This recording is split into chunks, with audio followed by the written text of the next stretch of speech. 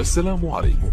لا تنسوا الاعجاب بالفيديو والاشتراك في القناة تشجيعا لنا لنستمر بنشر المزيد ان شاء بسم الله. الله والصلاة والسلام على رسول الله.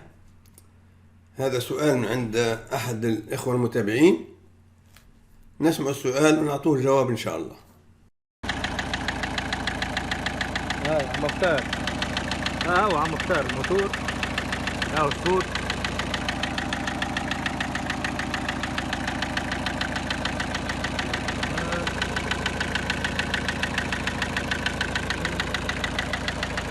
اكسليري تراي. يس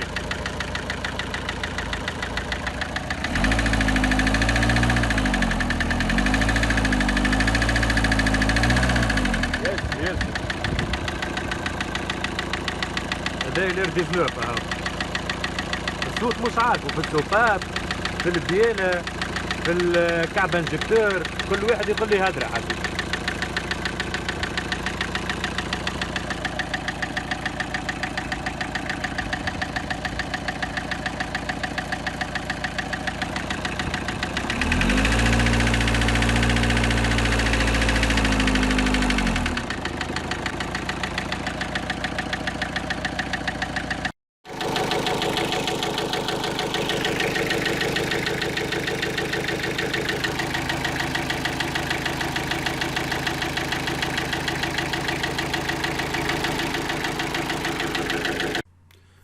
تو بعد ما سمعنا السؤال نعطوه الجواب إن شاء الله. بسم الله والصلاة والسلام على رسول الله.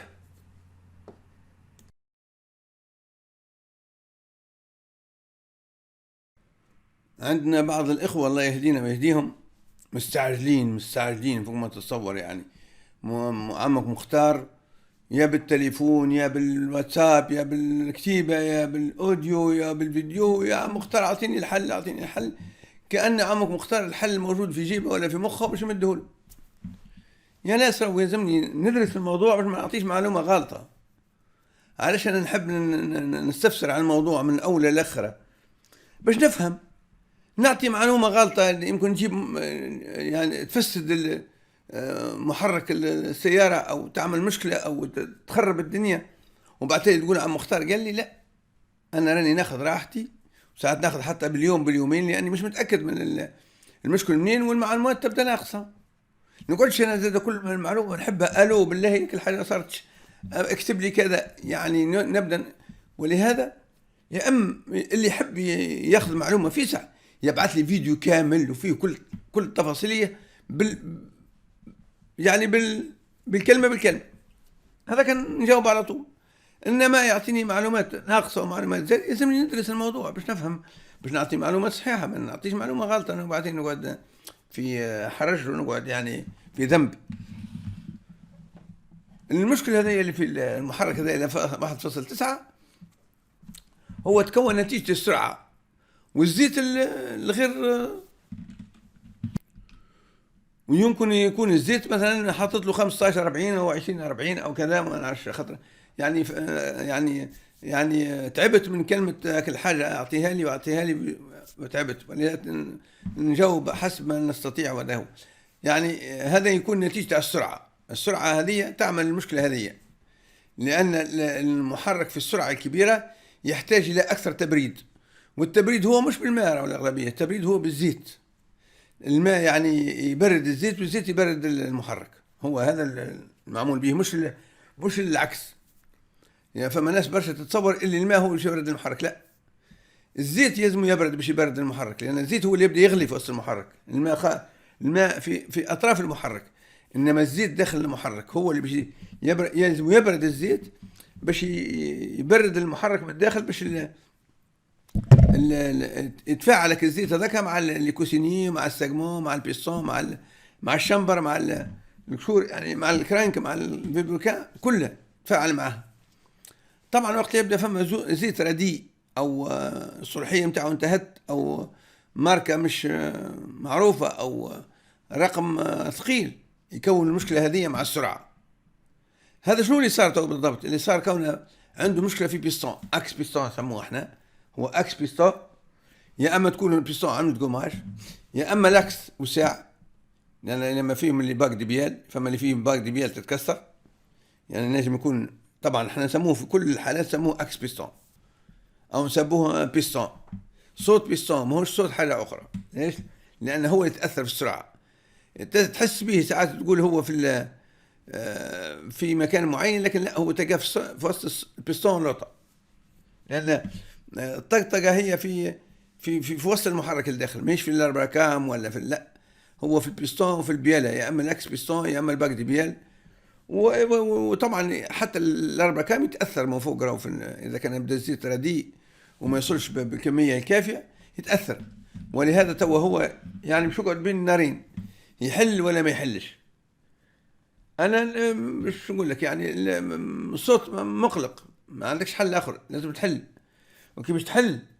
ماذا بك يعني تثبت بالقطعه بالقطعه، باش ما يجيش طول. يعني في ناس فيها عده ميكانيكيه الله يسامحهم، طول يحل ويعمل سيجمنت، يعني يعمل شمبر ويعمل سبابات، الدنيا كلها يخربطها. لا، حل وثبت قبل كل شيء، ثبت، ما تمس شيء. ما دام عندك الموتور ما يرنفلش، يعني ما يطلعش بخار من بلف التبخير، معناتها الموتور ممتاز من داخل.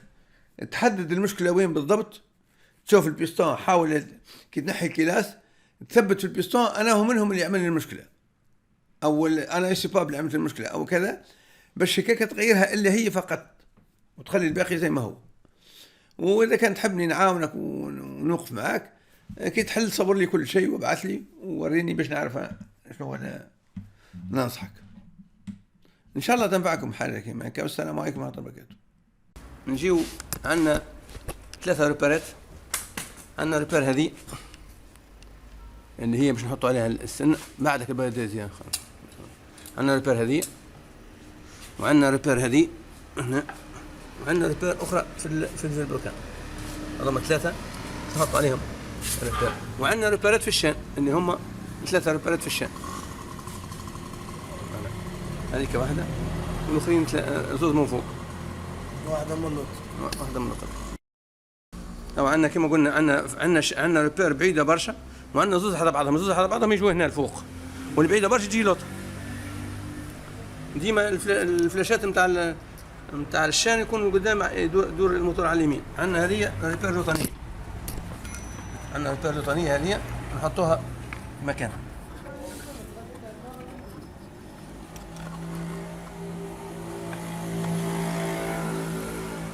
عندكم هيكل ايده في الجبيره، طاح يلعب في الكوره يا اخي، طاح.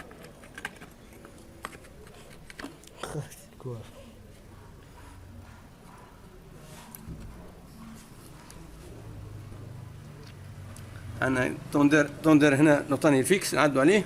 عندنا بومب اجيكسيون، عندنا فيها ريبير، وعندنا ريبير في الشان. عندنا ريبير في الشان وريبير في الترومب. عندنا خط ابيض في الشان، وعندنا نكته في الترومبه. ندوروا كيف نجيبوها صحيح. شد هذيك اللوطه، نجيبوها صحيح. لا، هذه تو هنا صحيحه، نعدوها الشان تاعنا. وعندنا هنا ريبير اخرى فوق في الارباكان، اللي هي هذه الخط هذا الابيض، نجيبوها على الريبير تاع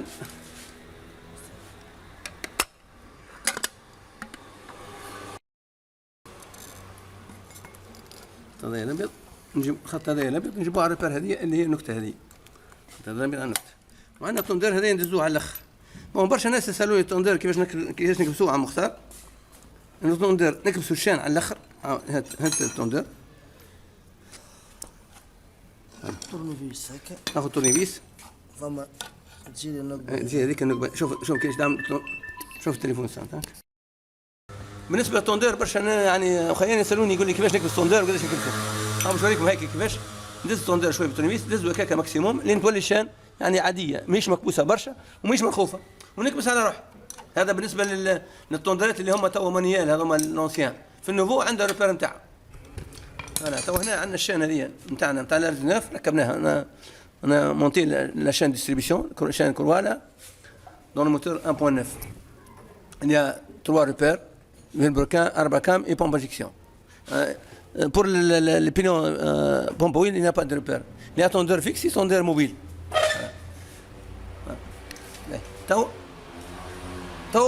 لا تنسوا الاعجاب بالفيديو والاشتراك في القناة تشجيعا لنا لنستمر بنشر المزيد إن شاء الله.